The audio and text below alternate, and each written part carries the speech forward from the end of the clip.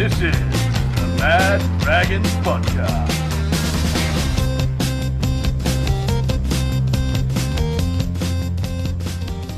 Well, g'day, ladies and gentlemen, and welcome to the Mad Dragons Podcast. We are up into 9th place on the ladder, and we haven't had to work very hard to get there. The bye put up a big fight, but the boys dug deep and did us proud.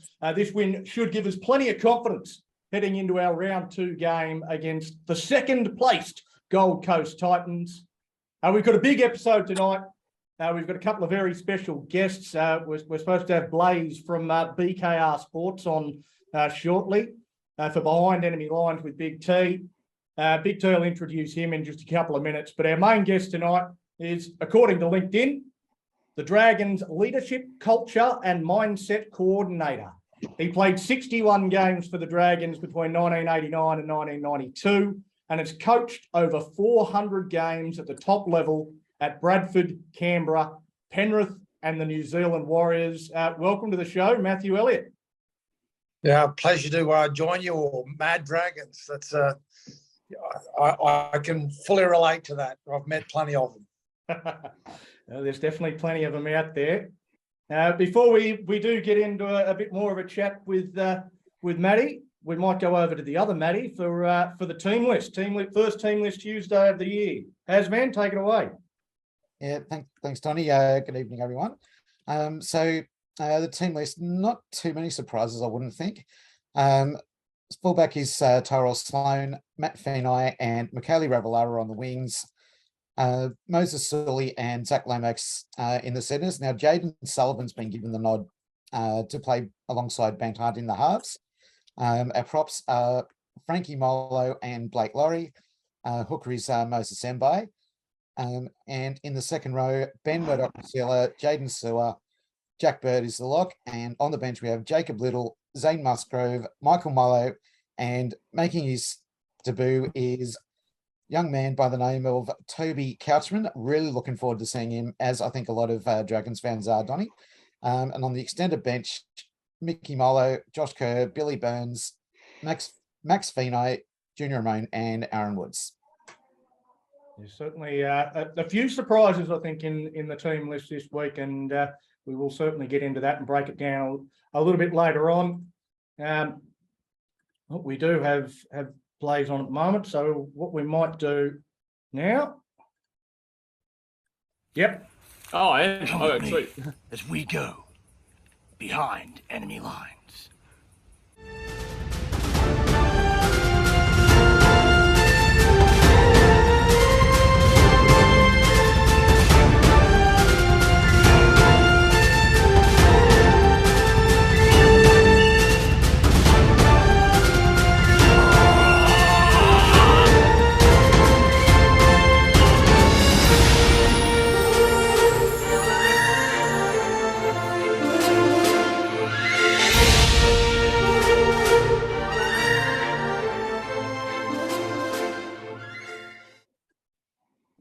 Take it away, Big T. Blaze, how are you, mate? Blaze Ross from BKR Sports. Tell us a little bit about yourself and what's BKR Sport? Yeah, how you going, guys? Appreciate you for having me on. Obviously, that was something there, man. Oh, that came out of nowhere. So no, I love that, man.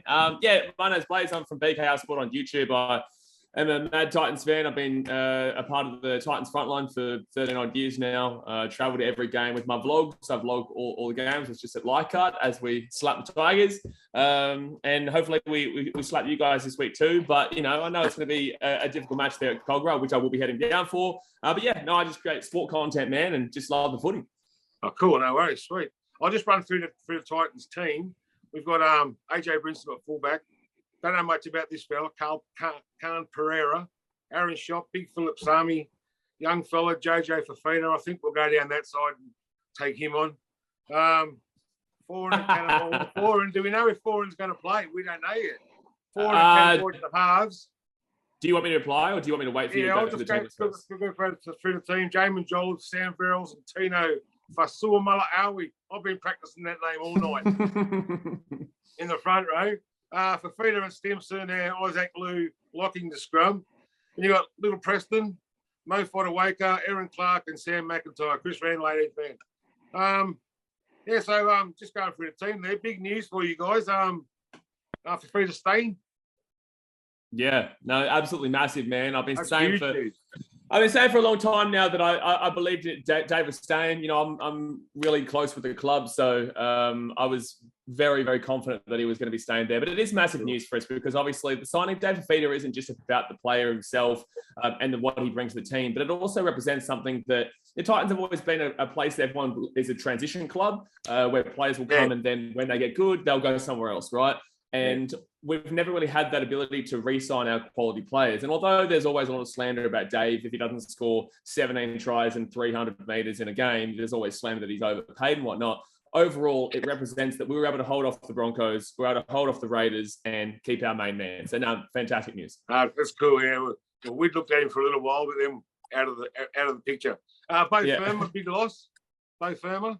Yeah, Bowie Firma's a big loss. Obviously, he has been one of our best players for a couple of years now. It's been great, actually, because he came here without anyone really knowing what he was going to provide. He came from Newcastle and they didn't want him, and we gave him that next option, next ability to come in, and he's really stood up. And unfortunately, this year is, we're going to lose a lot of attack with him. However, Joey Stimson came into the team on the weekend and finished with the most tackles against the Tigers, and we've got Sammy Mack there, Khalees Haas, obviously Payne Haas's brother, coming through the system. Look, it does suck. Bowie was he's a great bloke and really cares about this team and really, really solid attacker, but we do have the depth there. Yeah. We had one each last year, so it was even in the games. So who do the Dragons have to stop the Titans? It realistically will come down to a big part of it will come down to Kieran Foran does play. We all know about the potential PCL injury. I do believe he will play. When I was talking with him and talking with the boys after the game, it didn't really seem like it was too serious. So I am pretty confident in him being able to play this week and suit up in that 6. I think that realistically you do have to look out for the Brimdog millionaire, AJ Brimson. He's just so electric in that fullback role, and as you can see, he works really well with with Tanner Boyd and also Kieran Foran and Jaden Campbell when he played in the 6. So even if Kieran Foran doesn't play 6, Jaden Campbell played there. He can play multiple positions, and we saw that try where he just broke through the line and went out into the corner and shushed the crowd. He's a fantastic player, man. So I'd say AJ. So I was going to ask you, every team's got weaknesses. Where would the Titans' weakness be? That's a good question, because usually I would say defense, but we were very, very good defensively on the weekend against the Tigers. The Tigers. But did the Tigers bring much? I would say that they definitely put in a great showing comparatively to what they have been previously. What I say about the Tigers is that their forwards will get them into the attacking 10, but their back line is not really going to score. However, when you have as much ball as they had, usually you're still going to find the professional players being able to find a way to actually put the ball over the line. And they did it a couple of times. And last year, we would have lost that game easily. We would have lost that game because we saw with the Raiders and the Broncos where they just came and just rocketed over the top of us. But this year, it just seems like we signed Brett White as our defensive coach, and that really locked up and sorted our defense with Aaron Shook there as well, now Sammy Verrills. So I think that I wouldn't actually say our defense is the problem. I think that the problem the weakness I would look at would maybe be if we do have to reshuffle the team and we do have to obviously have JC come to that 6, there might be a weakness there. And maybe the attack isn't just flowing just yet. That would be what I would say, which is weird to say for the Titans because, again, it's usually our defense. So I was going to say my favourite Titans game was the 2018 one at Toowoomba, where Tarek Sims owned Conrad Hurrell. Do you have any memories from that day? You were there? Was I there in Toowoomba? Was I there for that one? Well, I think you were saying you went to every game. So I go to every game now. 2018, I don't think I was in Toowoomba. I go to as many games as I possibly can outside of this year. But I can't specifically remember that game. What I can remember, though, is Jermaine Asako scoring a try last year in extra time, if we want to go down that path. Yeah. No, I will tell you, though, between the Dragons and the Titans, usually I think we're kind of 50-50 in regards to a record against each other. 17-10, I think it is, out of 27 there. Oh, you guys have 17-10? Yeah. Oh, true. I haven't really kind of thought that. I've always kind of thought it was a pretty even matchup. But there you go. Okay, Dragons have a good record over us. But yeah, last year was 1-1, and I'm pretty confident. I am. Cool. Yeah, well, I'm pretty confident as well. So we've got a good looking side out there. Well, thanks for being with us, Blaze, and we'll surely plug your YouTube channel. The BKR Sport, is it? Yeah, BKR Sport, man. You know, I just finished my tipping stream just then and jumped on here to let everyone know Titans 13+. Titans 13+. That's a bold prediction. Now, I thought they did play. I thought they did play well last week.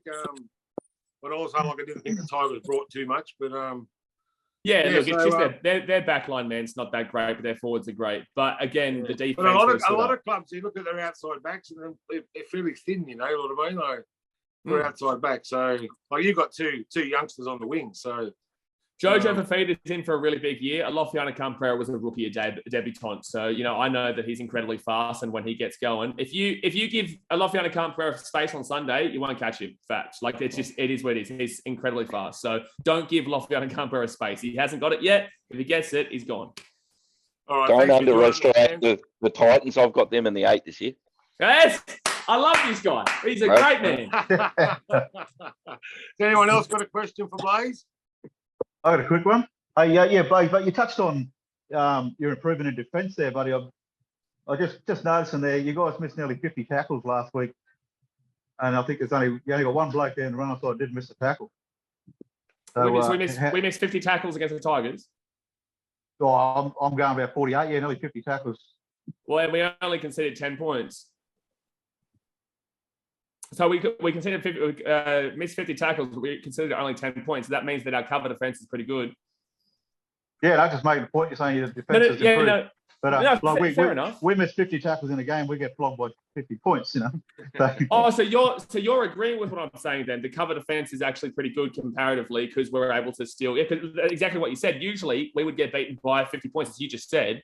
But our scramble defense was fantastic on the weekend. Like, the Tigers were in their attacking 10 for a majority of the game. Like, truly a majority of the game, they were always on our line. But again, like, we just kept rolling. And I said this on my vlog as well that I put out yesterday. Every time that they came into the attack, yes, I'm always nervous. But with that being said, we just kept rolling and kept moving. It's like, this is the first time I've ever seen the boys trust each other as a whole. Like I said, for 16 years, man, we've been just always focused on attack and never on defense. But the signing of Brett White as one of our assistant coaches, defensive coaches, has been just, you know, a miracle, man. So hopefully it's not just the one game. But yeah, the scramble defense was fantastic. But yeah, those missed tackles do suck to hear about. Well, fantastic. Thank you very much for joining us, Blaze. It's been a pleasure. I've recently stumbled across your content, and you're one bloke that gets every bit as excited as I do. So you know, I love to see a bloke that's got some passion for his club. So yeah, thanks for coming on. Yeah, no, I appreciate that, boys. Obviously, keep cracking on, and I'll see you guys. I'll see you guys on Sunday because I'll be there at Cogra getting the front line. The official Sports Club, the Gold Coast Titans, getting them loud and proud, and then the vlog will come out Monday after our big win to make us top of the table. All right, boys. Right. Have a good one. All right, thanks, Blaze. Cheers, buddy. Easy.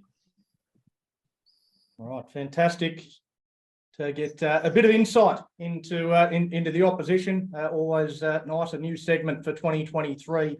We move now into our chat with Matthew Elliott. I might open up, Matty, by simply asking, what on earth does a leadership, culture and mindset coordinator do? Yeah, pass. Can't answer that question. Can I phone a friend?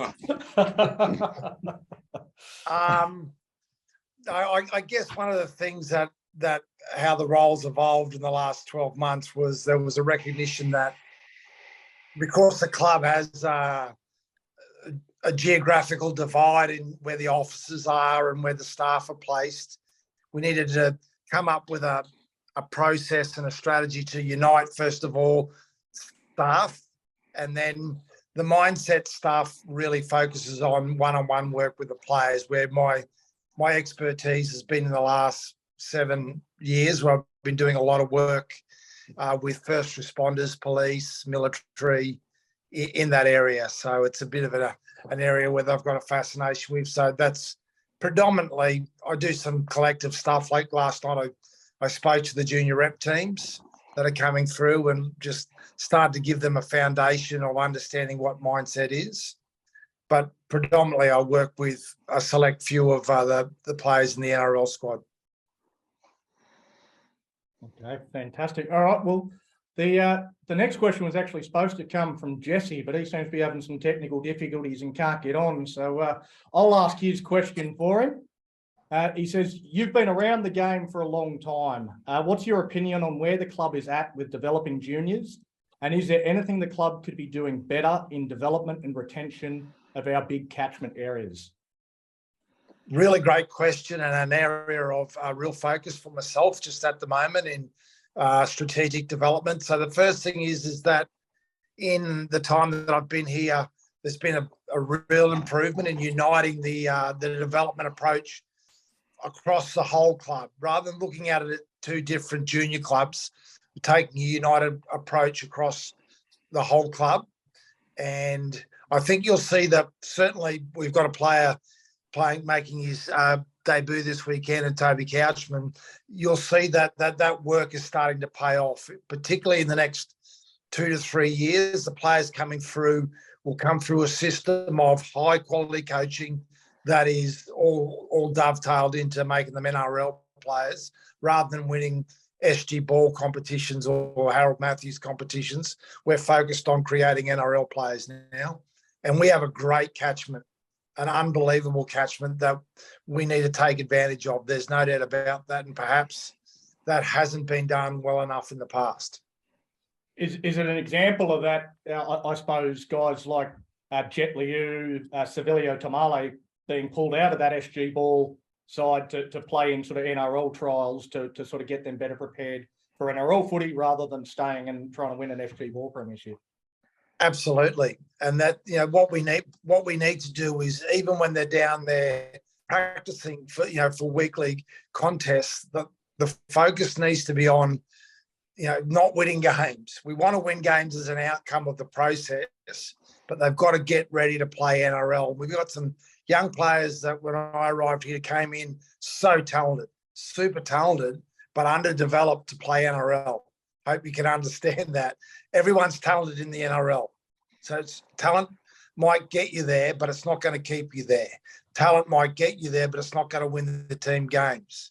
So what you've got to do is you've got to build, a skill set, and a mindset and a physicality and a work ethic that brings victories to the club. And that's what will happen. I might throw to Big T for the next question. He's got wants to ask about leadership. Yeah, thanks for joining us, Matty. If there's been one criticism with our club over the last few years, it is the lack of leadership. I was wondering, what steps do you take to help the skills of our leaders and develop the skills of our younger players? And of our younger players, who's been the most impressive in leadership potential? Yeah, really, really good question. And in leadership, there's a couple of things that contribute to it. Some people are natural leaders, aren't they?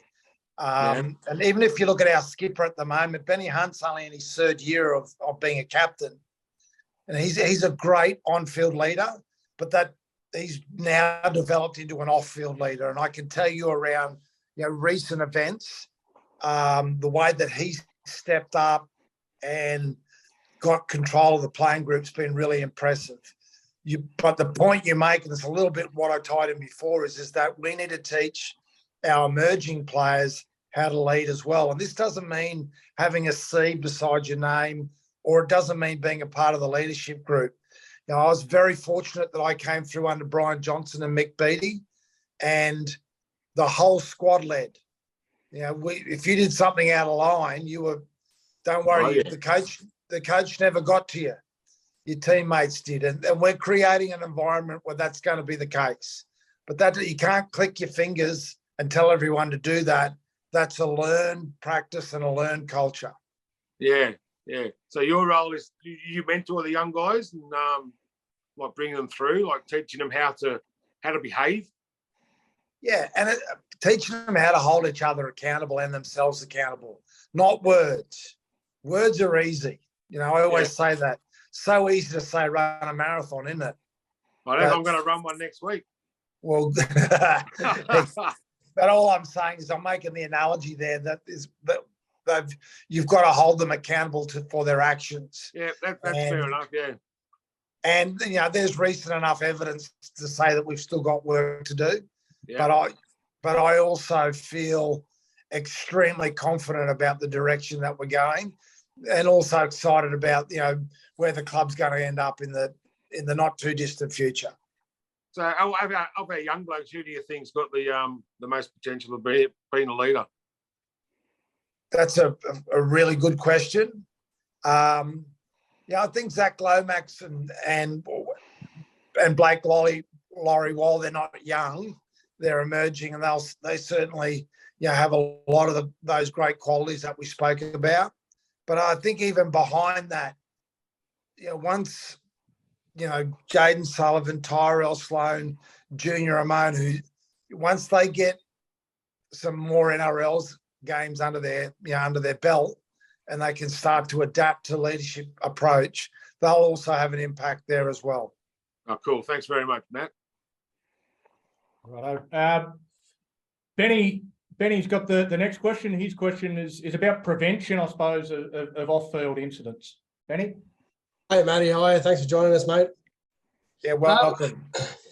Lately, we've seen a number of off-field incidents and decisions that can pretty much be described as dumb. I'm sure you know the ones we're talking about lately. What does the club have in place to help the players with struggles outside of the football field? Obviously there's, mental health stuff and family issues and personal issues that they deal with. And we find when it comes to a head, the media are all over it, and it affects the fans, the sponsors, and obviously the rest of the playing group. So what's within the club to help get ahead of these situations? Well, first of all, I'd like to say I wish I could argue the point, but I can't. So the observations that you make are accurate. I'm looking forward to talking about this in 12 months' time and about things that used to happen at the club rather than do happen. Yeah. The first thing is that this is my opinion. This is not wrong or right. This is my opinion. This has been going on for a while, and the one common denominator isn't the players, because the playing group's changed. Yeah. So the common denominator is us, the club. And what we've got to do is it's not about, we've got to take responsibility for it. Not fault, but responsibility. Can you see the difference? Whereas, and making people understand that this is what our club stands for. And this is what our fans expect. This is what our stakeholders need from you. Now, if you can't do that, that's fine. That's absolutely fine. But you can't stay here. Go and get another job, go somewhere else. And while that may sound cold and not developmental, I don't think anything that we're talking about, and I'll come back to the well-being and the mental health side of things, so that's a separate issue. Well, all these things that we're talking about, and I'm not going to say it out loud, none of us need a lesson in that, do we? No. Seriously. If you're going to sign it, look, if there were two bricklayers, we wouldn't have heard of it, would we? If there were two, if it was two politicians, you wouldn't have heard of it. If it was the CEO of the NAB Bank, the CEO of the Commonwealth Bank arguing at 6 o'clock in the morning, you wouldn't have heard about it. But that doesn't make it wrong or right. If that's just how it is when you're an NRL player. And as I said, if you don't like that, that's fine. Just don't do the job. Go and find another job to do. So we need to create really clear understanding of parameters that the scrutiny that they're under as young men, as athletes, they can't do that. They can't do that. And if you decide to do it, well, there's a consequence that goes with it, because the club is now taking responsibility for it. So first of all, you're going to have to go to the leadership of the club and explain your actions. And then you're going to have to, you can't unknow this now, can you? And no one will go, well, I didn't think yelling and screaming at 6 o'clock in the morning why would that be an issue? Come on. How many events do you need to be exposed to? So I know that there's a very strong will in the organisation to make sure that our brand is represented in a way that our brand deserves. This is a great club. This is the club that I love. This is a club that deserves to be represented in the best possible way. And let me tell you something about all the players. It's a dickhead-free zone. They're good guys. Honestly, they're really good guys. And I'm not critical of any individual at all. I'm obviously a big fan of them because I spend time with them. But no more of that. Yeah.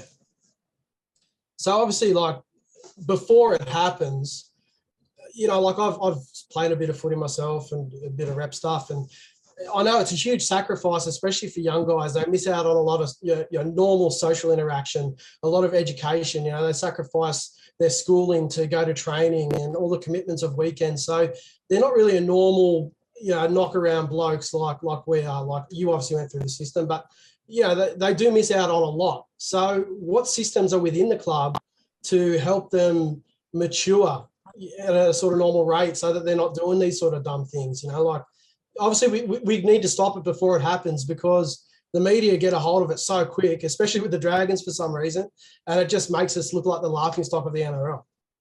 Well, club's just appointed some dude as a culture and mindset coach, so put the heat on him, ask him that question. So that's part of the reason what we're trying to do is address. Look, the last incident really, they were obviously had nothing to write about, so they wanted to write about all that. But don't do it. You don't have to go through that process.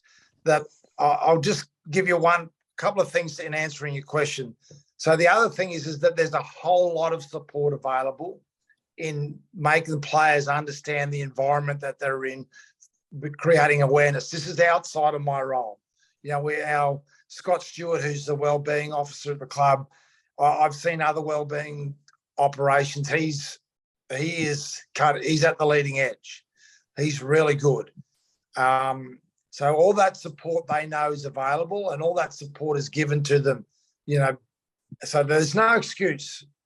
There's no excuse for it. So we just don't need it anymore. And as you say, the scrutiny on this club seems to be higher than anything else. Just want to make you aware of something. What they do is a really tough occupation, right? What they have to do at training and, what they have to do on the field, honestly, is insane. I'm so glad I retired so long ago. Okay, well, I wouldn't do it for $2 million a year. No way. But looks like Matty might have frozen there. You might have. Hey, I killed him. Did. Well, sorry. Sorry, everyone. Questions are too much. Hopefully we can get him back on. Get him back on. Have we got anything to just chat about? Like maybe Toby Katzman debut or something? Mate, we've got 1,000 things to chat about after the interviews. There we go. We should talk about the old torpedoes that Matty used to wear on the day in '92. Yeah, he's back. We got him back on. I don't know what happened there, gents. That was my best answer ever. Hopefully you get it. Sorry, mate, I put a bit too much pressure on you. I heard the torpedoes though, mate. I was almost going to put the mullet back on for tonight. But I was a bit worried that'd be too much. I'd have to cop too much stuff heading my way, but sorry about that. I don't know what happened there. So, I used to love those torpedoes. I used to think, wow, look at these. I'll tell you the story behind torpedoes. Yep. So the first game we ever wore them, and we had to wear them. There was only 2 players that didn't. Scotty Goulet, Mark Coyne, and someone else. We played the Broncos. And in Adelaide. Well, I can't tell you, I'm not going to use the words that Kevy and Alfie Langer used. They were just pissing themselves laughing at us in that first game. But the deal was we were supposed to get $150 a game for wearing them. I'm still waiting for the check to arrive. So for all that humiliation, I'm still copping shit all these years later, and no reward. Hopefully, it's in my superannuation somewhere, and I get the $450,000 in. Chuck Heron looked good in them. No doubt about it. Tony Priddle was probably the star in him, I reckon. You mentioned Mark Coyne. I used to work with him years ago up in Queensland. Many years ago when we were kids. Yeah, well, Coyne's the godfather one of my daughters, and I'm his son's goddad. So we're pretty close mates still. Awesome. Fantastic. All right. Well, Benny Muzzer had a question that was pretty similar to Benny's, and I think you kind of answered the question that he actually had, but Muzz said he had a bit extra to add to it. Yeah, Matty. Pretty much. Yeah, you pretty much answered everything that I was going to ask. It was obviously about the mishaps over the last 18 months or so, and what the club's going to do to ensure it doesn't happen, especially with the young kids coming through. And when are they going to be made accountable for what they're doing? And you pretty much summed that up. But I guess now, from that point that you've said that, publicly now, I don't think that, I think everyone's going to sit back now and it's going to be on you guys to make sure it happens, I suppose. Because, that's the question everybody's asking is how much more can we take as a club? We're getting ridiculed and, as supporters, our mates are bagging us, blokes at the pub are bagging us, other clubs are bagging us, and, we don't stand up and do those things that you're talking about. Well, just piss and wind, I suppose. Yeah, and again, I'm really offended by the language, but look, ultimately, I want to be held responsible for that. I want that to be my accountability. And I think everyone in the club should be the same. I don't shy away from that. As I said, I've got a lot of time for all the young players we've got at the organisation. I know they're good people. Everyone else just needs to learn that as well through their behaviour. But I'm telling you that we've got really good young men and women involved in the organisation, and it's time for that to be reflected in the media rather than the opposite, that's for sure. I might go to Chloe. Chloe's got a question specifically relating to our young talent. Hey, Maddie, how are you? Thanks for joining us. The Dragons are a club with a big focus on junior development. So I was wondering, with the club, is there some sort of mentoring program in place when an experienced or retired player can be on call, or like with any questions from current players to help them, like seeing Salone in tears from the Charity Shield? Is there anyone that can help them at all? It's a really great question, Chloe. And it's almost like you got my cheat notes for the strategy that the club's introducing. We've got a person coming in that will be announced soon to provide cultural support for key players, both in the NRL squad and in our junior rep squads. And we've got another appointment to make in the near future. Fingers crossed, that'll be an ex-player who will be available for that sort of tutelage for younger players as well. I guess the thing with particularly young people these days is making sure that they do take advantage of those sort of services rather than having to be chased down for that to be the case. Because there's no shortage of good intention. We've just got to move that intention from actually, into actions where if they are struggling, we're not mind readers. Yeah, that's right. So let us know and be at ease. And, part of what we need to build as a club is the courage to seek that help and that courage to hold each other accountable. It was really good. A good example was I heard someone interviewed from Penrith about the two players ripping into each other after the game. And that's what we want. That's what we want, players, not coaches holding players accountable, or not CEOs or not general managers, but players holding each other accountable and having the courage to do that. And having the courage, again, to go, you know what, I need some help with this. I'm going to go and seek that support. So we've got to create an environment and a culture that promotes that. And at the moment, there's work to be done there for sure. Yeah, I agree. I think, I agree with players coming up and going, hey, I need a bit of help in this, or hey, I need help in defence. Being the male dominated, I bet it's hard for some players to feel like that. And I think that's a good idea to bring people in and ex-players. I actually loved seeing the two Penrith people go off at each other. It was actually really good. And I think that's what the Dragons should do as well. Like, rip into each other and go, hey, do this. Hey, it's okay to have, like, to be one-on-one with each other. It's, we all have a co-worker that will do that for us. So I don't see why not, especially in the game, So yeah, thank you for answering my question. Happens fairly frequently at training, trust me. That's good. That's good. All right. I think that's enough of the hard-hitting stuff for a little while, but about your role. But before we do wrap up the interview, really wanted to learn a bit more about you, your journey. And Youngie had a bit of a question about where it all started for you. Youngie? Yes, Matt. So just sort of circling back a bit, reading your Wikipedia page, there seems to be some gaps. You're born on Thursday Island, so you're Correct. a Queenslander, but you played your footy in Bondi. How do you go from being from North Queensland to an Eastern Suburbs player or a Bondi?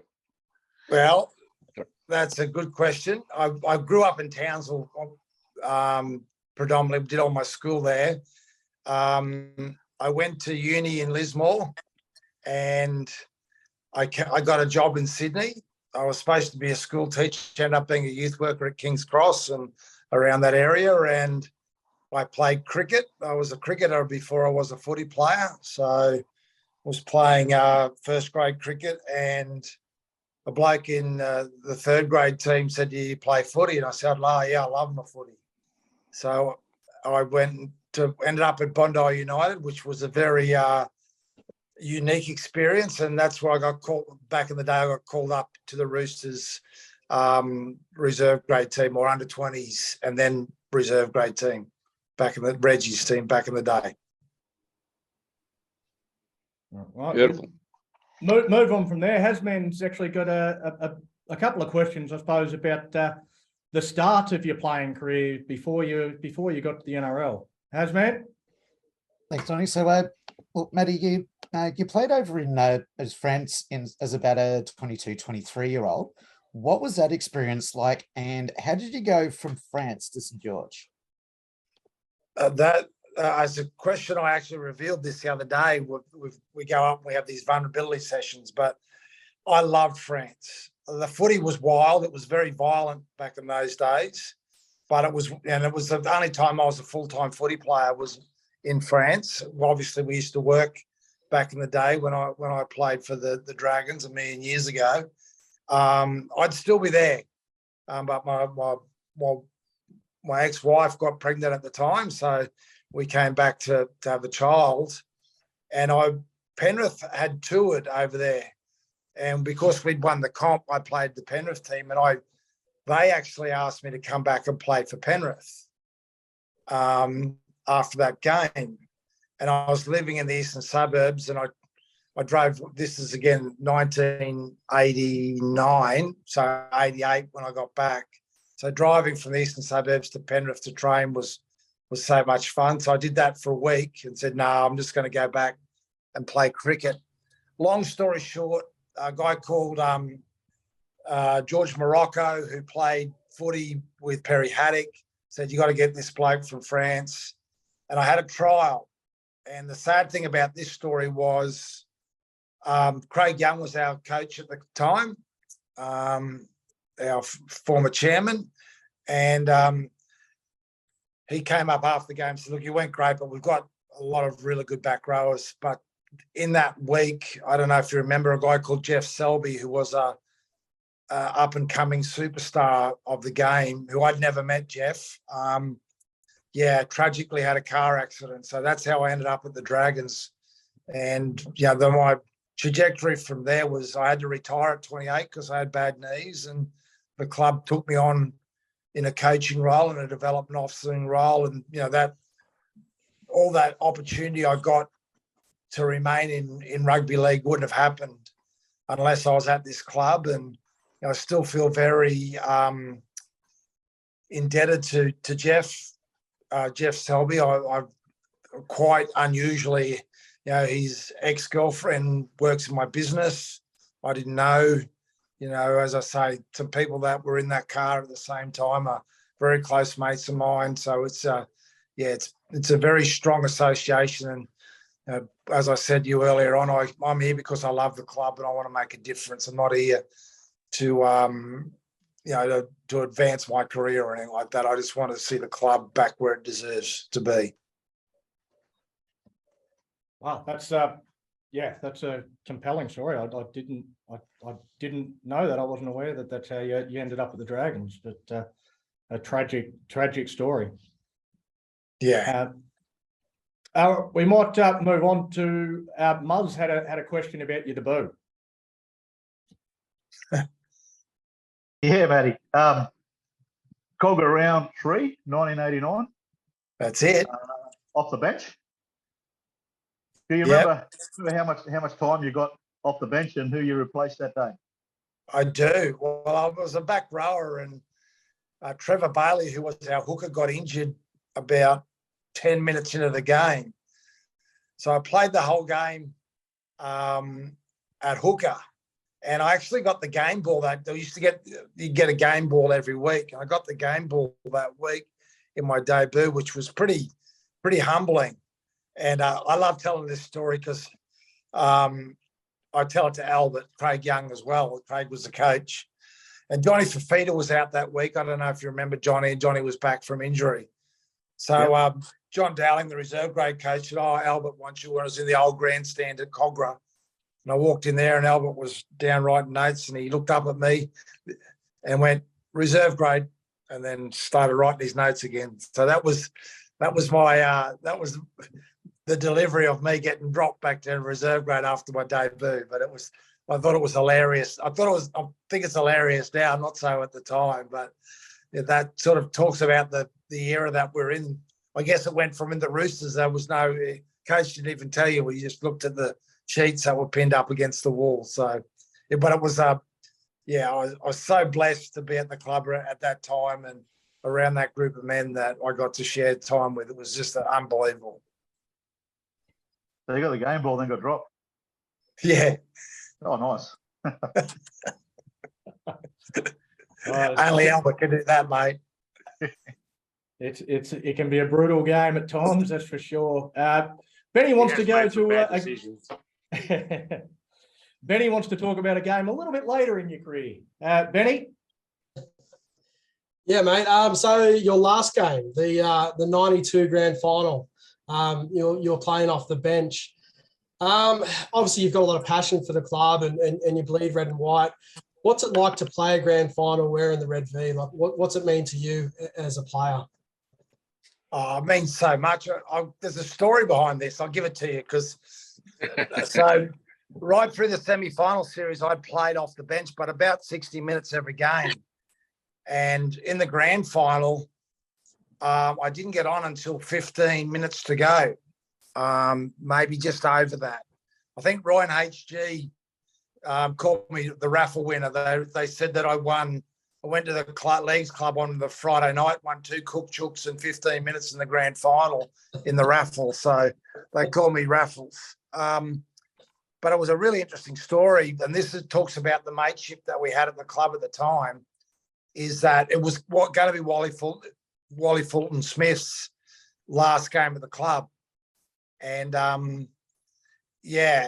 and so Brian Smith, it was our last sub, and Brian Smith said, "You're on going." Wally Fulton Smith refused to go on because I'd played all the games the whole season. So he said, "No, I'm not going on.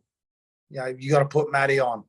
So the game was almost done and dusted at that stage, if anyone remembers. But that sort of talks about the group we had. And it was my second last game, actually. My last game was, I did my ACL for the last time in round 1 at Canberra in 93. So that was the exit. They never count that game, by the way. It only lasted about 3 minutes at the start of the game and got to stretch it off. So they must have given me a tick for that. I still love that 92 squad. Yeah, good group of men. Probably my favourite group of players. Sorry, I missed that, Bud. What did you say? It was probably my favourite group of players, the 92, 93 team. Yeah, again, let's be honest, we probably weren't the most talented squad in the NRL, and that Brisbane team wasn't a bad team, but we just had so much belief and faith in each other, and loved each other so much. We still see each other every year, most years, that era. Well, you weren't supposed to go that far that year. No. Some of the wins were a bit tighter, must admit. The game against the Steelers was, what was that, 4-2? Yeah. And I think we beat. That was an arm wrestle. That was an arm wrestle, that game. 3-2 against Newcastle and then 4-0 against Illawarra. The Knights. Yeah. Do you see any similarities between the current playing group and that playing group? Do you think we're destined for finals anytime in the next 5 years? Or Yeah. Well, that's going to happen. Yeah, that's going to happen, definitely. Look, what's going to happen this year is the biggest impactor on all teams, because the competition, the talent has been slightly diluted, right, by having an extra team. So while I can guarantee if we have a good injury count this year, not too many injuries, we'll make the semis. I'm happy to put if we use under 29 players, so if we use somewhere between 26 and 24 players, yeah, we'll be well and truly in the 8, towards the top end of it. Yeah, nice. That'd be good. It's been a long time. That's what I keep trying to tell these boys, mate. Please let it be this year. All right, moving from your playing days to your coaching days, Big T has got a question about your coaching career. Big T? Yeah, Matty. Donnie mentioned at the start of the show you've coached over 400 rugby league games. Well done, man. And that's at 52% win rate. That's got to be a well done. Anything over 50 is AR pass, isn't it? Yeah. There was a few clubs that were pretty hard work, but anyway. Yeah, I could ask you a million questions about your coaching, but your relationship with Brian Smith, injury cruelled your playing career. So, like you said, you started back at St George under Brian Smith. You played under him in the 90s. And then you followed him over to Bradford, where you took over from him as coach. Coaching 132 games at 69%. That's another well done. Great effort. And then you followed him back to the Roosters. You'd call him a good mate, yeah? Yeah, Smithy's he's one of the leaders in our game. He's never won a grand final in Australia, but he's been in plenty. And that team, the 92 and the 93 team making the grand finals, has a lot to do with Brian Smith's approach to coaching. And like all of us, occasionally we got a little bit over creative and maybe overthought things, but I learned so much off Brian. I couldn't it'd take me 4 hours to explain his understanding of the game and his ability to tap in to his staff as well. Guys like Max Ninnis and Rod Reddy around him, and he knew how to empower them in the right way to make sure that they were impacting the playing group. But Smitty really advanced coaching in not just at our club, but the way coaching now occurs in the NRL. Sorry, man. Go ahead. He's a fundamental person behind that. He advanced the way that coaches analyse, preview, review, and prepare players from individually to collectively. Yeah. The structures of his training sessions are what we do now is pretty similar to what he did. Yeah, coaching like nowadays is more about man management and how to treat your players. Like different players take different treatment, And that's I can tell you that's a mistake I made. Definitely towards the back end of my coaching, I wanted to be smarter than the opposition rather than build. Once you start looking at too much footage, and this is why Wayne Bennett's a genius. Wayne Bennett lets his assistants do all that. Wayne Bennett just builds relationships to unforeseen levels with all his players. Yeah. So that's you're definitely right there, in my opinion. The key thing, the most important thing that you've got is a relationship with the players that you're coaching, not anything else.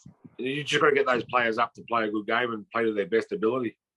Yep, 100%. Thanks, Matt. Yeah, fantastic. The last question that we've got for the night comes from the bloke that actually organised for you to come on tonight. So it's fair that he gets the last question because he missed his first one. Jesse, what's the last one that you've got?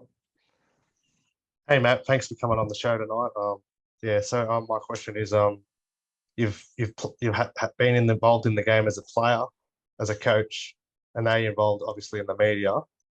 What would you say is probably the most role you've enjoyed out of a lot of them? Yeah, Jesse, look, I think I said it earlier, mate. You were late, so you weren't, mate. That's a fine, by the way. You owe everyone you're shouting beers, coffees, whatever. No, honestly, it's a thank you for the question and for the opportunity to reinforce. Nothing compares to playing. I loved coaching. Coaching was amazing, but playing's the best. Just sharing that experience on the field with your mates is unbelievable. Yeah. If only we could stay 21 forever, eh, Matty? Well, I'm 24, so that's what coaching does to you, is it? I've walked the whole way. Yeah, mate, it's been fabulous having you on tonight. Thank you very much for joining us. It's been it's been an incredible insight to be able to get some of your thoughts on the game and certainly some of your thoughts around the current squad and what they're capable of. I think you've succeeded in giving quite a few Dragons fans a bit of heart. Oh, I really appreciate you saying that. I was always going to ask the question of you guys, where do you get the name Mad Dragons from? But you don't worry about that. I don't need to ask that, mate. You worked it out. We're all crazy, man. We're all crazy. I think you're being complimentary. Oh, we love the club. We love the club. Yeah. We just want to see him do well. Yeah. That's exactly right. Yeah. It's coming. Trust me, it's coming. Thank you very much. Well, great to Yeah, thanks for coming on, Matty. See you, gents. Ladies and gents, sorry. Thanks, Matt. Righto. Brilliant to have Matty Elliott on the show. That was absolutely amazing.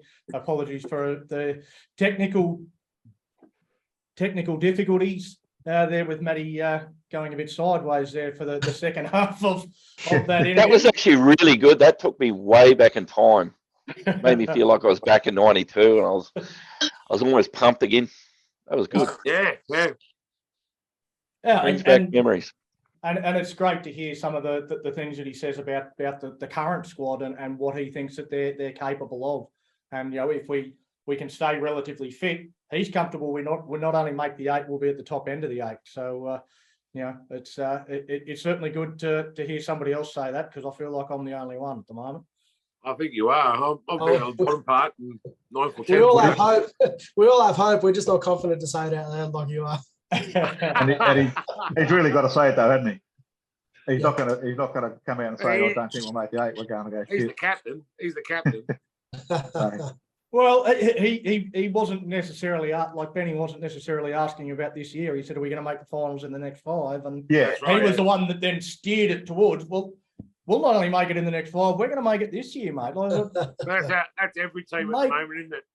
Make no mistakes, the Dragons are going to shock some people. I hope they do. Before we do get into discussing the Dragons team, we do have another new segment for 2023, and we might go into this now. I've just created this intro. It's diabolical. You'll love it. Oh no.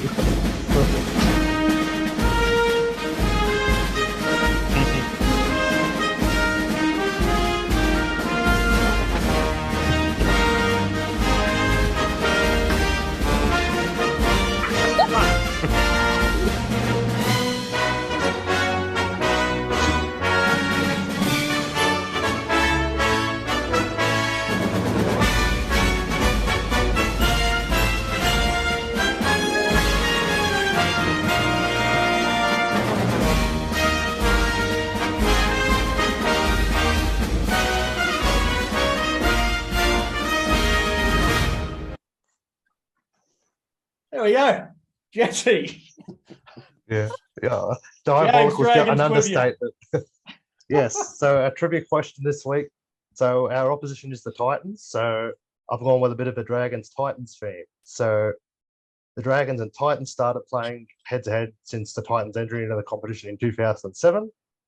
So the question is tonight, they have met 27 times since 2007. How many of those games have the Dragons won? And if you Sure, were we won listening, most. if you were listening a little bit Everybody earlier, knows that.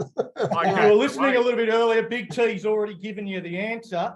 So anybody that's been paying attention to the show should be able to jump in the comments nice and quickly and tell us If you exactly get the how many answer to that Dragons wrong have now, won. you have to go and support the Bulldogs. That's what it's Oh, that's just cruel. It was very, very tight, but Johnny Farr is the first man in. He said 17, Jesse. How close is he? He's right on the mark. Yeah. Right on the mark. Listening and paying attention, that will get you full points here on the Bad Dragons podcast. And yeah, Johnny Farr's the man today. All right, we'll move. We'll be Broncos Dragons fan next week when we play the Broncos at Suncorp next weekend. Oh, Looking I forward start to it. grinding my teeth. All right. Well, we move now into having a bit of a chat about the Dragons, what has happened today. Our team has been named. Let's start with the good news. Toby Couchman named to make his debut. Dragons fans got a good look at him in the trial against St Helens. He's been promoted to the top 30 and will make his debut. We might kick it off with you, Muzz. What are you expecting the 19-year-old to do? Well, hopefully get some game time for a start. That'd be a bonus for him. You know, we're just sort of probably all hoping that it's just not one of those. You know, give him a jersey and give him 5, 7, 8 minutes at the end. It's just good to see these young blokes coming through and the hard work paying off. I haven't seen a lot of him, to be honest, but it's just good to see the young blokes that are putting in that hard work. And yeah, I think just that hoping he gets some game time, and if he does perform, obviously Jack DeBellin's out, and we've got a couple of injuries, and probably won't see him there all year. But obviously, if he does perform well, then we've got a stand-in player to come in and take over when we do get those injuries all around Origin time, if any of our blokes are good enough to get picked. Yeah, I think it's an absolutely fantastic move from Hook to bring the young bloke in. At the start of the year, there was a lot of people that I spoke to said, "Oh, yeah, he's a good young player, but probably a year away." And I sort of shook my head and said, "Nah, I reckon he'll play this year. I reckon sometime after round 11, he'll come in and will make his debut this year." That was my tip. Round 2, first game of the year, straight in to make his debut, promoted to the top 30. So Hook's got an even bigger opinion of this kid than I do. And I'm pretty big on him. I think he's one of the best young forwards that the Dragons have got coming through our system. And it's fantastic to see that straight away, Hooks looks at him and says, he's ready to go. He's ready for NRL. And, Hook's copped a fair bit of criticism in terms of not playing young players. Hook has always played young players. Our side's been full of them. He plays them as soon as they're ready. We heard Matthew Elliott then talking about players, some of our young players, incredibly talented, but they weren't ready for NRL footy. So they've been working to try and get them ready. And as soon as that they are, Hook chucks them in. So, I think it's a great move, and credit where credit's due. Hook certainly doesn't get too much of it. And as we run through the rest of this team list, there'll certainly be some criticism from the panel, I'm sure. All right, the reason Toby is getting a debut is that Jack DeBellin will be missing. Jesse, how much of an impact will DeBellin's absence have on the team? Obviously, he's got a lot of experience. One of their main forwards. I think he's a leader in that pack. I think he's going to be miss his experience and leadership. He's got he's one of our better defenders as well. So there's going to be a lot of people that have to step up and show the way in defence. I mean, the Titans have one of on their day, they can be a fast forward pack. So if they give blokes like Verrills and Fafita room to run, they're going to be making meters up through the middle all day. So if we're not on, we need to be we've got to be really careful and make sure we're on in defence. Charity Shield, we were dreadful up the middle. If we don't fix that, there's going to be could be a long night. But if we can, I that's what I thought Little would have been good, because he can make a lot of tackles. And Mbai's not the best defender, so I that's one of the doubts I have of him starting at 9. I was actually shocked to see We'll him get there. to that. We'll get to that. Don't be stealing other people's questions. Okay. Anyway, I'll leave.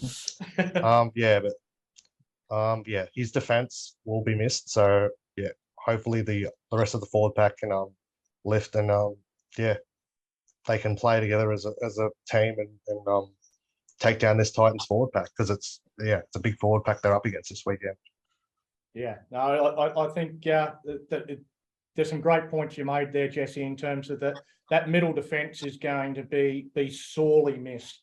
I think that was a big issue identified during the Charity Shield, and one of the main reasons I wasn't worried at all is that Jack de Belin was coming back and was going to plug that middle third of the field, and now with him not there, again, it does make us look a little bit shaky through that area. One of the biggest offenders in terms of the errors through the middle of the field was Frankie Molo, and he's starting in the front row there. So yeah, with him and Mbai and Blake Laurie, they're really going to have to be tight through that middle third of the field. And the other guys that come on are going to have to be as well. They're going to have to improve a hell of a lot more on what we saw against South. Given the news of Couchman debuting was leaked to the media, and that probably meant the biggest shock today for most was Moses Mbai named to start at 9. What are your thoughts on that, Benny? Thanks, mate. I always get the good ones. Because I know your opinion, mate, and I want other people to hear it. Yeah, no, I don't like that at all. Our best games last season were when we got points on early, and like we got out in front and defended those points. Mbai, like Jesse said, he's a bit of a liability in defence. His serves from dummy half is nowhere as quick as Little. His work rate's nowhere near what Little's would be. I think Hook has got that totally the wrong way around. If that was me, I'd be starting Little and having Mbai off the bench. I just don't. Mbai has done absolutely nothing to impress me in the trials. Nothing at all. I don't even know why he's even in the squad, to be honest. I think we've got other utility players that could serve as a 14 and cover multiple positions like Mbai does. I know Hook wants experienced players in there, but if that's going to come at the sacrifice of potential results and playing good footy, I don't know why you'd make that decision. I really don't like it. And I'm sure a lot of fans are going to feel the same way. A lot of head shaking when the team has come out and seen Mbai starting. Yeah, go ahead, man. I'd like to just posit a theory. Whether Hook's smart enough to do this, I don't know. Do you think he might be looking at possibly getting Little on when the opposition forwards are nice and tired? Running the quick hooker and some buggered forwards and see how that goes. Do you think he might be looking at that? Well, I think the only issue is, we could be down by 20, 30 points by that time. It's too little too late when that happens. We're not the best at running down a lead, and chasing points. We're better, like I said, when the boys go out, play heads up footy in the first 20 to 30 minutes, get points on early, and go into the sheds up on the scoreboard. That's when we have our highest win percentage. So I think that has to be at the forefront. I get what you're saying about having Little come on fresh around tired forwards, but I just don't see.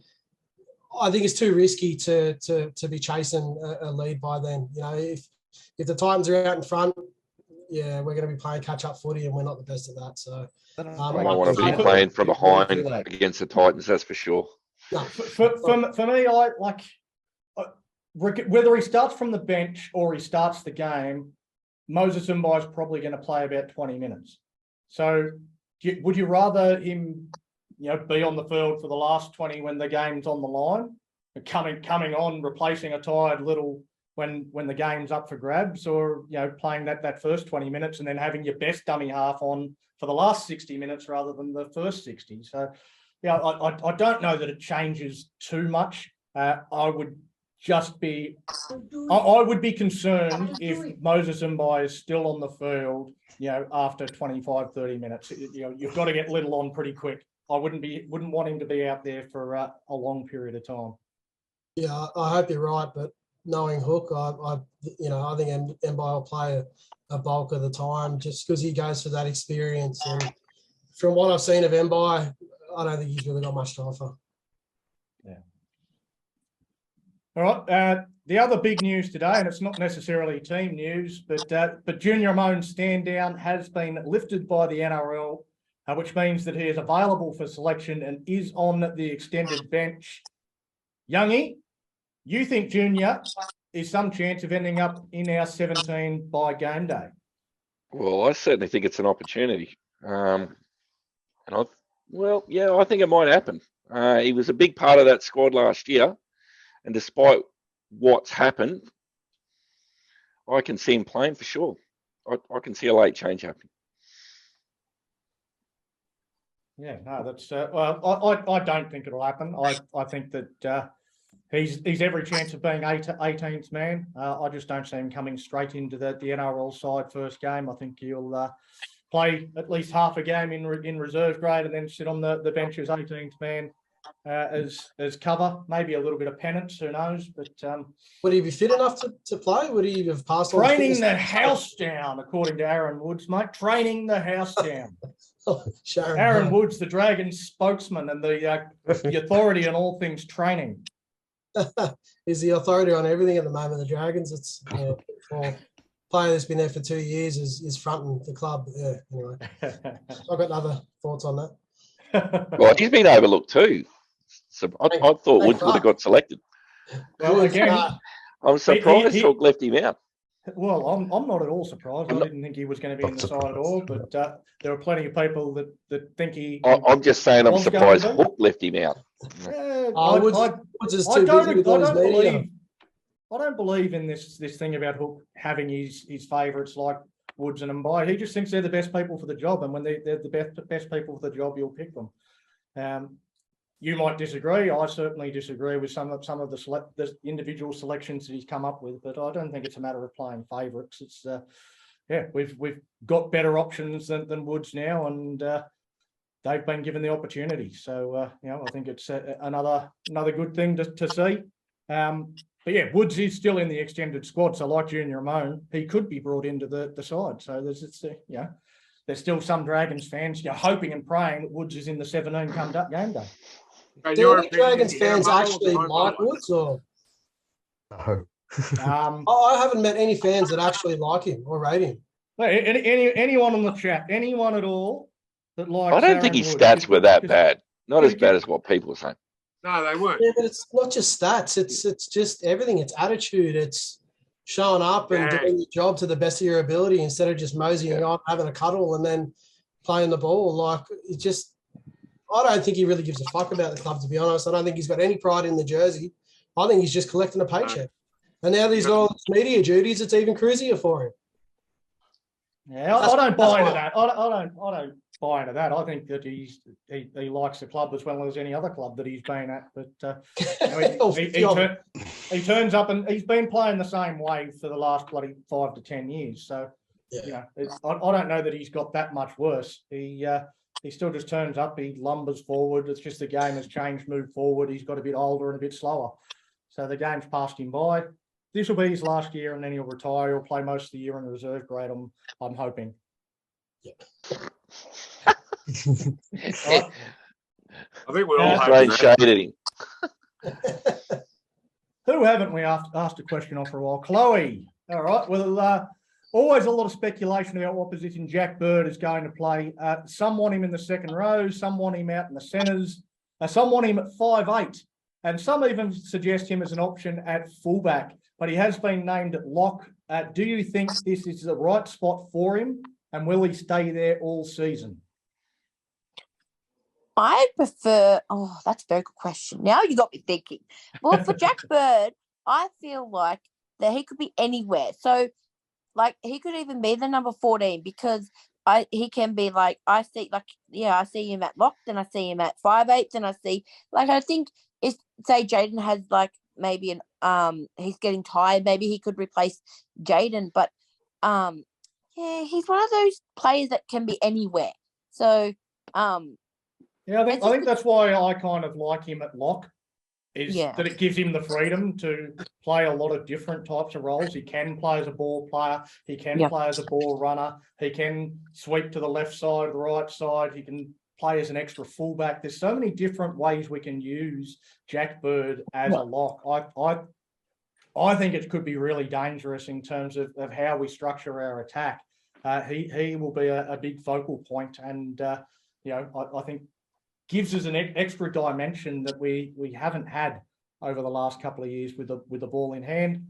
As Benny kind of alluded to, I think it might have been the question mark about Bird at lock is probably the defensive workload. He does tend to bounce off tackles. If he's learned to hit and stick, we've got a new defensive coach in Ben Wolf. If he's teaching him to hit and stick and actually carry through with his tackles and knock blokes on their ass, then I think Jack Bird will go just fine at lock, and he's certainly got plenty of strength. And I'm looking forward to seeing how he goes, and I certainly hope that Hook picks and sticks keeps him in one spot. I like him there too. He's an odd one for me, Jack Bird, with his defensive style. I think it's a confidence thing for him, not confidence in himself. I think it's confidence in the players outside him, because you watch last year, he lined a few blokes up and really hit him, and he's a big, strong guy. But a lot of times that sort of first initial contact, he bounces off, and you can see him sort of looking sideways. So I think it might be him not having trust in the guys outside him or next to him defensively more than his ability. I think he can definitely tackle and he's strong. I think he just has to have that trust in the guys next to him. Yeah, absolutely. All right, Hasman, looking at our bench, Little, Musgrove, Couchman, and Michael Molo. Which of them do you see as being able to come on and have an immediate impact? I think when Jacob Little comes on for Mbai, our chances of scoring points increase by a factor of 10. The minute Mbai goes off, I reckon we'll do all right. So I reckon he's easily the most impactful player on the that we're likely to see on the bench. Simple as that. Yeah. Yeah, no, I think you might be right. I'm looking forward to Zane Musgrove. He's a big boy, big body, runs hard. Yeah, I'm actually surprised that Musgrove didn't get the starting spot, to be honest. I thought he was pretty impressive starting in the Charity Shield. And, everyone knows my opinion on Frankie Molo. I thought he played himself out of the 17. So I was really surprised to see him given the starting spot. But I think Musgrove. He was hard to stop in the trials. He looked good. Musgrove. Mm. Yeah, no, he's a big unit and He's works about hard. 198 centimetres tall. Yeah. So he's a guy that can certainly come on and have a bit of an impact through that middle third. Michael Molo, we know that he's got a bit of mobility as well. So there's some mobility on the bench, which in the modern game isn't necessarily a bad thing either. No. All right, moving on from the team list. I might go to you with this one as well, Chloe. The winner of the Indigenous jersey was announced, and I'll just share my screen so we've got it up on the screen here. What were your thoughts on the design, and have you had a chance to read the story behind it? Yeah, I have. Probably most of you know I am Indigenous, and I'm from Wollongong, so I'm in the Darawal clan. So I actually really love this idea. And I love the jersey. Like our totem in Wollongong is the whale. So, but I love the colours and I love the man there. And I just love how they represent. Like they get to choose the jersey and the artwork. Like they get to choose the artwork. They all go in and they choose what they believe for that year. And I really really love it. I know for NAIDOC week this year, it's for the elders. So it's about like being respectful and acknowledging all the elders that have sacrificed before we came along. So yeah, I really love it. I think it's beautiful that we can all share the culture and know more about it. So yeah, I love it. It's beautiful. Yeah, no, I always love the stories behind the jerseys for Indigenous round. There were certainly some great designs. If you get a chance, jump on the Dragons website. That I think there was 22 different entries that made the sort of the final. The ones that they decided from. That was the one that won with the image of Pomeroy there on the jersey. And yeah, there's a great story on the NRL Dragons website as well about what it all means. I know there was certainly some comments saying that they feel that the story might be a little bit political and not necessarily something they want to get into. But yeah, it's all about promoting that Indigenous culture, and I certainly always really look forward to the round and really look forward to seeing all the jerseys, not just the Dragons one, although the Dragons one's the only one I'd ever buy. So. But the next thing, Big T, Dragons' interest in Viliami Fafita from Manly, a 22-year-old. Have they gone for the wrong Fafita here? Oh, yeah, they have, but David was on a lot more money than Viliami is. He's 22. He's a Manly boy. Yeah, I haven't seen much of him, but what I have seen of him, he runs pretty hard, and he's a good player. He's a big lad, 196 centimetres, 112 kg.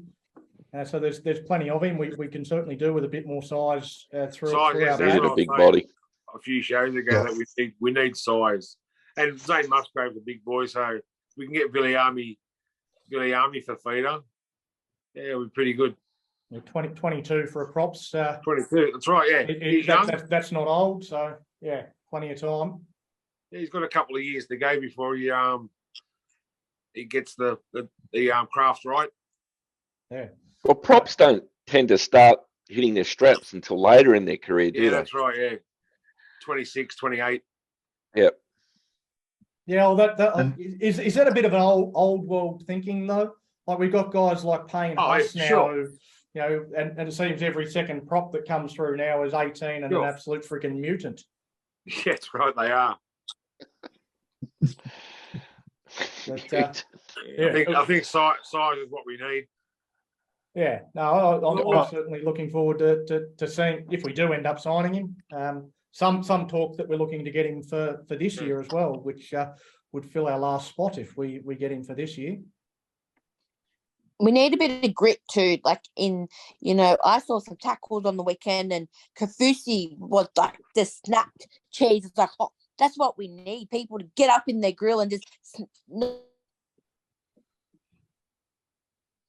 go rub in the ground. I miss those days. I miss the 80s and 90s where players just got in there and I love the way the Dolphins played on the weekend. They played tough. Oh, jeez, yeah, they wanted that win. That was just great to watch. Yeah. The Wayne Better factor hits again. Yeah, that's what we need. Okay, Dragons boys, that's what we need this year. Okay, get in their face, get mud on you, get blood. Come on. There you go, Johnny. That's your next. Just back on the Viliami Fafita signing or proposed signing. I've seen a couple of comments too. It's probably typical of some of our supporters. We're going on about signing all these old blokes lately, and we start looking at or signing these young blokes, and we're still getting what the hell's the club doing signing these no-name bloke? He's 22. What's he done? It's the same as our blokes coming through that are 19, 20, and getting off to other clubs, and people whinging that they're going to other clubs. But when we're getting the player from the other clubs who haven't done anything yet, the fans are still whinging. So we're whinging when we're signing 30-year-old blokes, and they're whinging when we're signing 22-year-old blokes. Transition can't win, they're just trying to put experience around it. You can't win. I think there was a comment. I don't get it. There was a comment when we spoke about the same thing last week, where someone said we could sign Nathan Cleary and Dragons fans would still find something to whinge about. Yeah. We'll sign a marquee player. everyone's begging for a marquee player. If we sign a marquee player, let's say, oh, we paid too much, we paid overs. Oh, he's not worth that money. You know, it doesn't matter what we do. Some people will always find something to complain about. Where is Darren Edgels? Leave Dazza alone. I'll give him a call out. Dazza. I'm sure Dazza is around, although according to the comments, the Viliami Fafita signing not happening now. But we'll see how that plays out. But it looks like it's on the back burner and not gonna play out. But maybe just not for this year. Maybe he's just used us to get a big contract at Manly. Well, that's what most of them do. Speaking of Darren Edgels, we should get him on one night. I reckon that'd be good. Who's that? Oh, you get always try. I'll ask you. Yeah, I love him. Or John Jakey. Hey.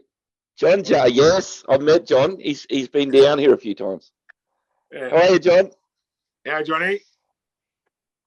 Yeah, well, a shout out to a few great Dragons fans there, but we've already got about 65,000 people on tonight. But thanks for watching, fans. we will be limiting the panel a little bit more in shows to come. But with this one being the first one, it is our last real free for all, and you know, it does mean that a lot of people on the panel don't get a great deal of chance to talk. But yeah, we will have less people on the panel for the rest of the shows. But everybody wants to be involved for the first game of the year, and we've got one last brand new segment to go into, and another diabolical intro video that I'm sure you're all going to love.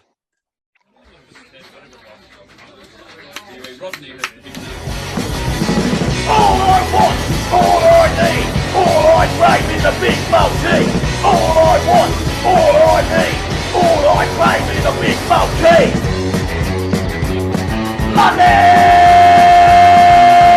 London multi.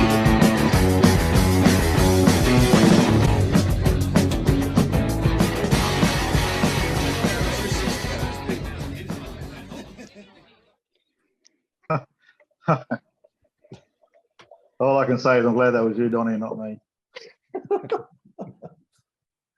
What do you got for us, Muzza? All right. Okay. Yeah. Okay. Obviously, last week we didn't get off to a good start. We're in that Para Melbourne game right up until the bloody 84th minute. But yeah. Well, let's see if I can turn this around. Rightio. So this week we're starting off with the Rabbitohs game against the Panthers. I've taken the Rabbitohs with 5.5. I think that's going to be a real tight game. I think the Rabbitohs can win. If the Panthers win, I think it'll be a real tight one anyway. So, and Sean Russell, the anytime try scorer for the Para and Cronulla game. I'm going to stick with Brandon Smith for that dado from Dummy which we didn't see last week. I think the Roosters will do something to redeem themselves after that diabolical effort on the weekend, and hopefully Brandon Smith can redeem us as well. And then the Storm, with giving away 7.5 start to the Bulldogs, I think they'll do that quite easily. The Bulldogs are, I think, they're in a bit of a worse mess than we are at the moment. But let's hope so anyway. So that's that's Mother's Multi for this week. Get on it if you want. If you don't, then as always, gamble responsibly. Yeah, because if we do get that one across the line, Mother, all profits that we make, and will go to Family of League Foundation. So you know, it is a great cause, and you know, great to be able to hopefully do something to give some money back to you know, what is a fantastic cause. Hopefully you can get this one across the line. We'll get one. Yeah, we won't be too far away, I wouldn't think. But Sean Russell, what's the thinking there? There wasn't any thinking in that at all, to be honest. I was really rushed. It's been a Tuesday show and having to get it on with we don't get the try scorers on there until the Teamless Tuesday comes out, and I was bloody busy this afternoon, and I pretty much did that running up from the shed with the phone in my hand. So yeah, no thought at all. No, good a chance as any, mate. Absolutely. Well, maybe sometimes I think with punting that's a better way to do it, just on instinct. Yeah, absolutely. All right. Or full of alcohol. While we're talking about games other than the Dragons, we might quickly run through the panel and get your tips. We'll start with you, Dazza, on the Thursday night game, Panthers and South. I'm going to go South, I think. Yeah, South. I think, yeah. I don't like Penrith this year. I don't know whether it's just early in the year. I just think there's something missing about Penrith this year. And I expect South to be up the top of the ladder again. Yeah. So, yeah, definitely South. No, Coruscant. Mm. Yeah, I haven't kick really out. had a look at the teams yet, but if Mitch Kenny's still starting at 9 and going to play 60, 65 minutes, then you have to think South will get him. They've got to give Sonny Luke, I was going to say young Sonny Luke, but I think he's 27, 28, something like that. He's not a young fella anymore, but he's certainly the more dynamic of the two options that Penrith seem to have. So he's got to get more game time, you'd think, in that one if the Panthers are any chance. The next game, Jesse, why the hell is this the 6 p.m. Friday game? Parramatta and Cronulla. That looks like a cracker to me. It is. Yeah, they were both unlucky last week, I thought. Again, the Sharks still have Nico Hines out with a calf injury. I think that's a big loss for him. They were right in that game against Souths last weekend, but as Souths can do, they scored 2 quick tries and they ran away with the game. Parramatta, again, they were right in that game with Melbourne, went to about 85 minutes. I think Cronulla will, again, miss Hines. I think they're just lacking a game breaker at the moment. I think Parramatta will be better for that game last week, and I think they'll just sneak home in a tight one.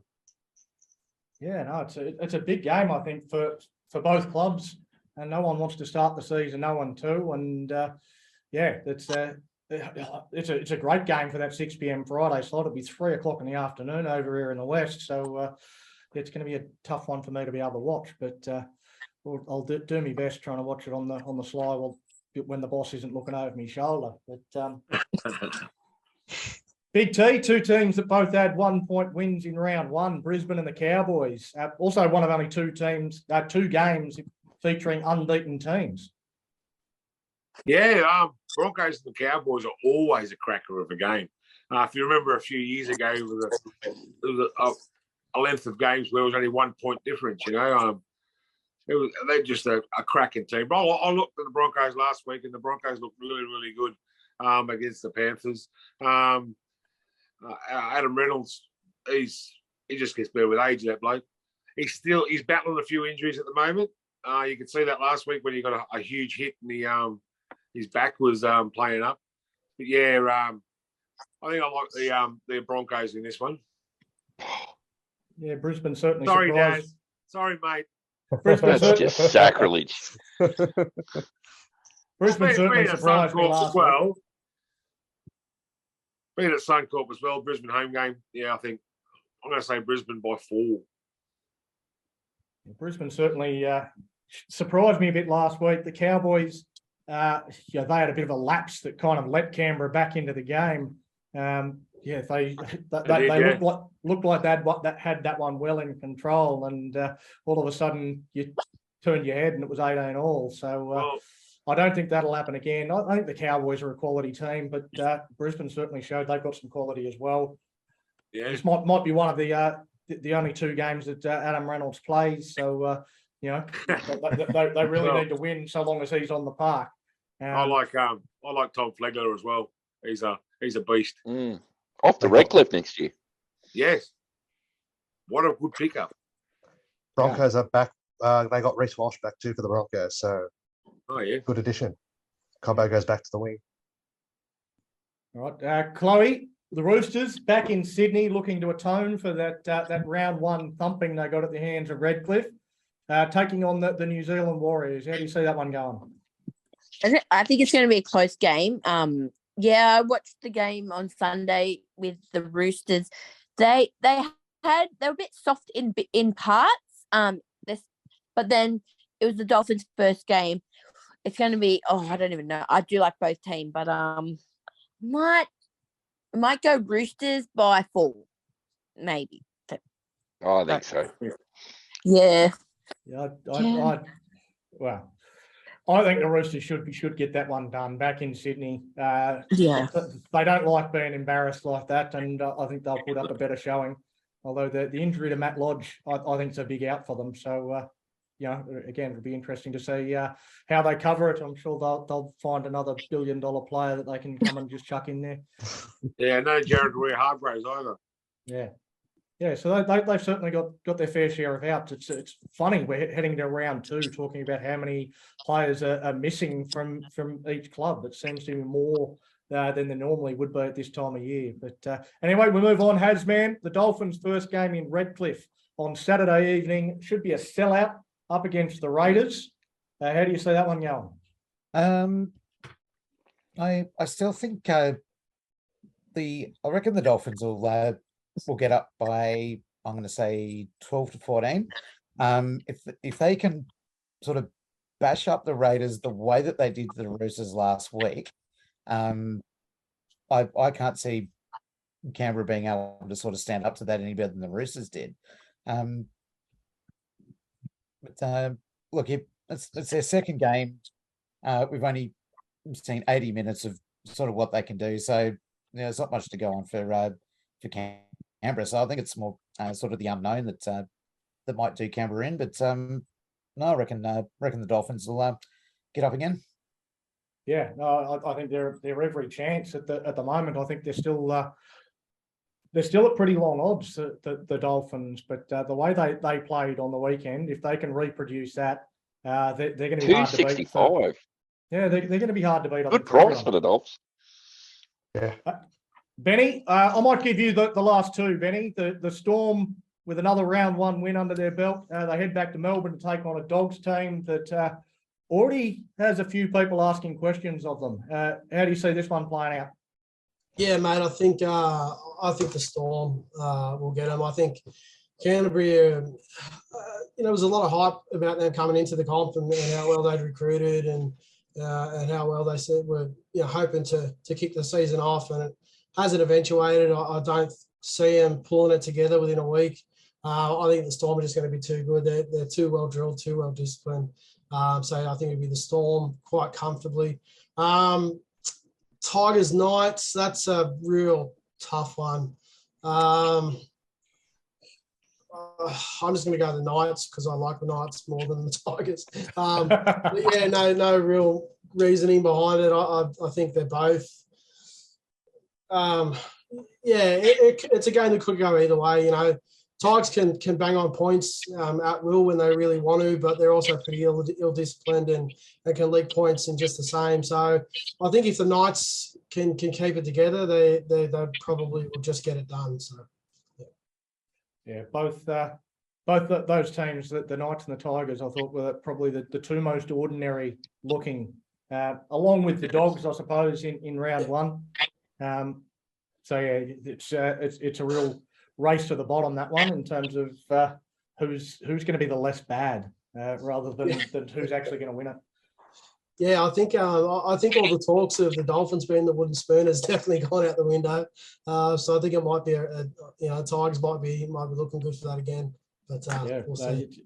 It's amazing how quickly it changes in 1 week, isn't it? Yeah, exactly. Yeah, no, they played. But it's a Wayne Bennett coach team. Like, yeah. I never thought they were going to get the wooden spoon when you're coached by Wayne Bennett. Yeah, they were the favourites for the wooden spoon because people looked at their team and saw nothing but a bunch of old blokes that are past their best and young blokes you've never heard of. So, I mean, yeah, I think there is a lot of people that underestimate the impact that a coach has at NRL level. I think they're not really a bunch of no names. Like, there's some decent players in that team. Players, man. Yeah, but they're like if all those players came to the Dragons, everyone would complain because they've got like 8 players that are over 30. Yeah, 100%. Like 100%. That's a lot more, a hell of a lot more than the Dragons have ever had. Yeah. So that's what people sort of look at. They look at players and go, well, they're good players, but they're past their use by date. They're just going there for one last paycheck, and they don't take into account the Wayne Bennett factor. Well, it's a quality spine too. Look, Sean O'Sullivan guides them around really well. Yeah, again, a bit of a maligned player though. O'Sullivan's been at 4 or 5 different clubs, and everyone says he's freaking rubbish. But like I said, Isaiah Katoa, he was my starter. Look at my future. Yeah, same. He's a good player. So I think it'll be longevity for the Dolphins if they can maintain that for week after week after week after week. Those players coming towards the end of their career, they're no spring chickens and are probably more injury prone than the young ones. Their depth's going to be a big thing for them. Yeah, and the way they played last week, the way they went out with that intensity, like you can't do that week in, week out when you're towards the end of your career. So, it's exciting to watch and best of luck to them, but I can't see them maintaining it for the whole season. Another club that probably lacks a bit of depth and, probably in a similar position to what Matthew Elliott was saying about the Dragons. If they have a couple of injuries to key players, they don't have a lot in reserve. So if they have a couple of injuries, we might see the Dolphins start to really struggle, like a lot of people predicted. And I wouldn't say that they're home and hose and definitely not going to win the spoon because they won one game either. Like they could lose every game from here on in still. They probably won't, but well, I think they showed more than what the West Tigers or even the Knights did. I thought they were probably one of maybe South were a bit more impressive, but I don't know that there was too many more impressive than the Dolphins, if I'm honest. No, I was really impressed with how well they played. Yeah, again, I've got Manly up in my flogging top it 6. too. I've got Manly up in my top 6, and they played well too on the weekend.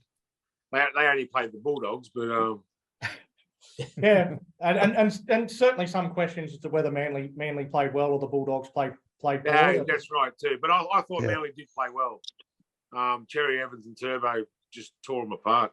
Well, they're sitting at the top of the table. They've got the bye this week, so it's a good place to be as a Manly fan at the moment. Even though I don't know whether there's any that actually admit to being Manly fans, but.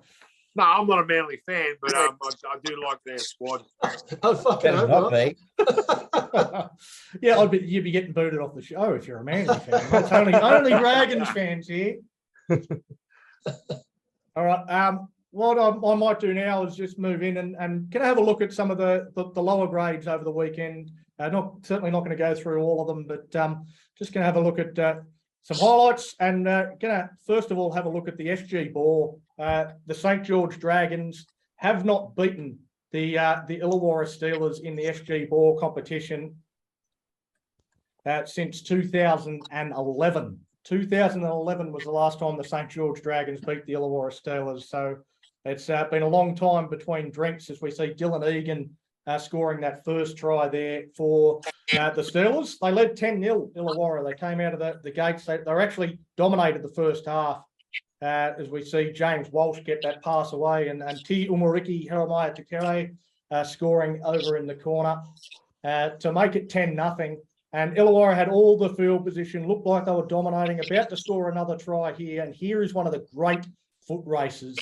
That's Jesse Williams, and chasing is Wes Preng, who is an absolute speedster. I would have backed him to get him, but couldn't run down Jesse Williams. That's just an absolutely fantastic foot race and a good try. And the Dragons came out in the second half, and Nick Quinn and Shadi Hamoud just really controlled things for St George. You see the perfectly placed bomb there from Quinn to set up Jovan Guymore. A little chip and chase from Quinn sits up beautifully for Hamoud to score his try. That one, that's the try that actually put the Dragons in front for the first time in the game. And here's Hamoud with some great vision, a great long ball to put Jovan Guymore in for his second try. And then the Dragons really put the icing on the cake. Their captain, Nick Quinn, who had been fantastic, big right foot step, goes through the hole, shrugs off Hamish Stewart, who I think's been dropped this week, or I'm not sure if he's injured, but he's certainly not named this week. But the Dragons getting a nice win in that game. Yeah. So what did you boys think of that?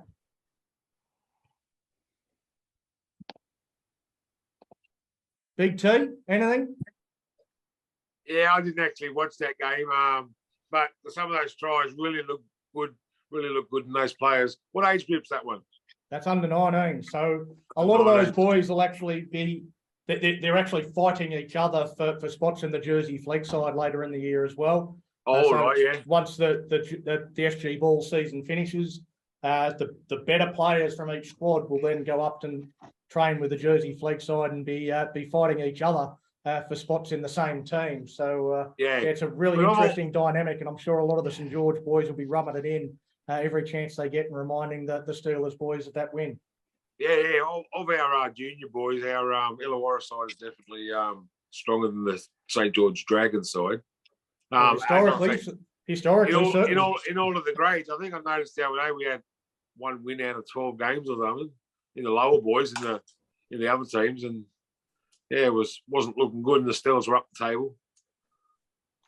Yeah, well, I think both the Steelers and Dragons are a fair way down now, and in terms of the Steelers' chances of making finals in the SG ball competition, I think that certainly dealt them a bit of a blow.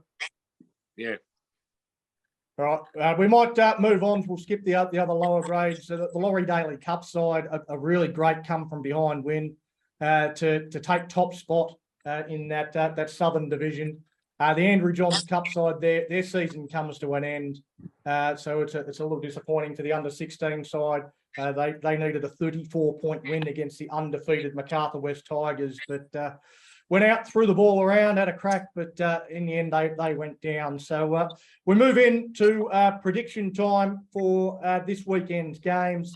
We're not going to do the whole first try scorer margin, all that sort of stuff. But it's just whatever it is that you want to highlight that you think is going to happen in this game against the Gold Coast Titans. Maybe it's the result. Maybe it's a player that you think is going to play well. Maybe it's some other thing in the game that you think you can predict, like maybe Blake Laurie is going to run for more than 150 metres, or Moses Sully to have 10 plus tackle busts, or Tyrell Sloan with 2 or more try assists. Whatever it is that you want to highlight, give us your prediction. I'll start with you, Youngie. AJ Brimson, he's the man to watch. He's the guy you got to shut down to beat the Titans, I think. Absolutely. All right, Benny, what's your prediction? Going to be a close one. I reckon Dragons by 1, Ben Hunt field goal. Fantastic. Jesse, what do you think is going to happen for the Dragons or the Titans in this one? I think the Dragons will sneak home a tight one by 2 points. I think it could be a high-scoring game. I think there'll be a lot of tries scored. I'm hoping young Couchman gets some decent game time, and I hope just the Dragons get home and put in a really strong performance and give something for the fans to look forward to for the rest of the year. Couchman, try on debut. There you go. Big T, what's your prediction for this weekend? My prediction is we're going to send Pereira and Ravalava at their wingers. We're bigger, we're stronger. And yeah, our outside backs are going to score all our points. It's going to be a big score, like Jesse was saying. Both defences are a bit weaker than everybody else, but I think Dragons by 6. Yeah.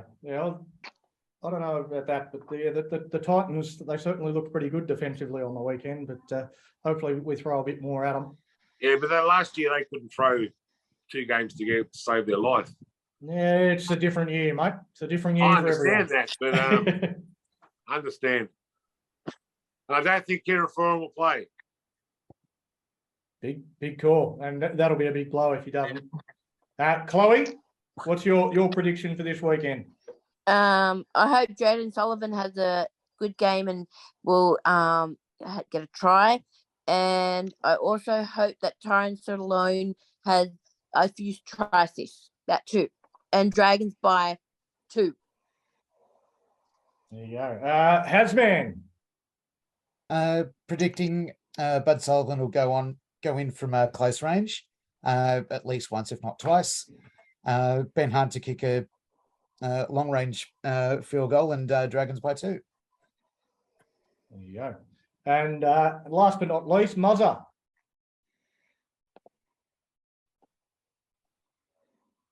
No, you're still on mute, mate. Go on. No, he's just on Hey, mute. there we go. There we go. I didn't get to see a lot of footy over the weekend, unfortunately, but yeah, look, I think prediction-wise, I think Lomax is going to have a big game. He's going to have a couple of line breaks.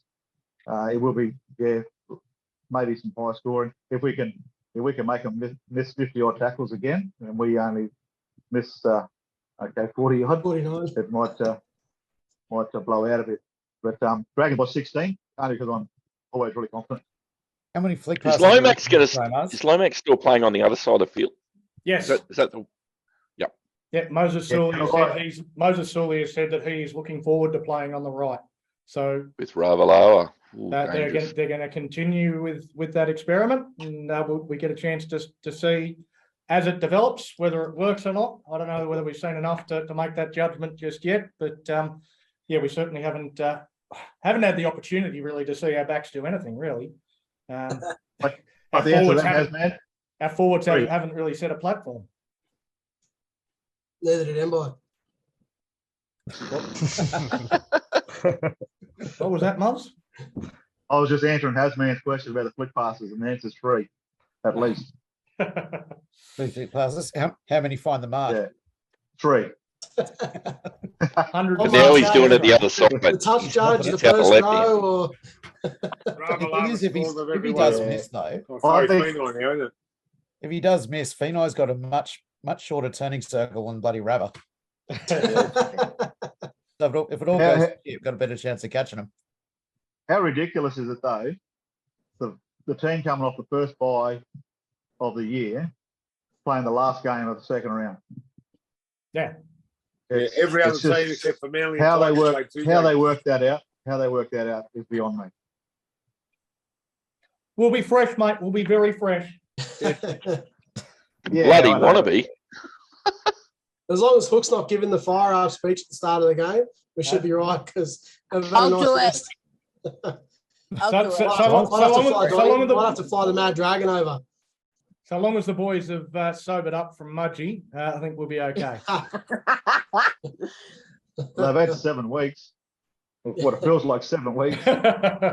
It's a long time without the Dragons playing, isn't it? It's like I've seen people going, "Oh, I wish we could have the bye for 27 rounds." It's like I'd rather run last than not see the Dragons play. I want to see the boys out on the field. I want to see them out there and playing, and We'd probably still lose on for and against if that happened. That's right.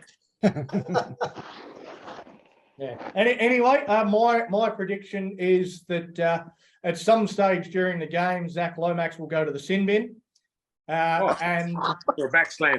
yeah, I'm not sure why, but I think Love the you'll positivity, spend Donny. 10 minutes in the bin.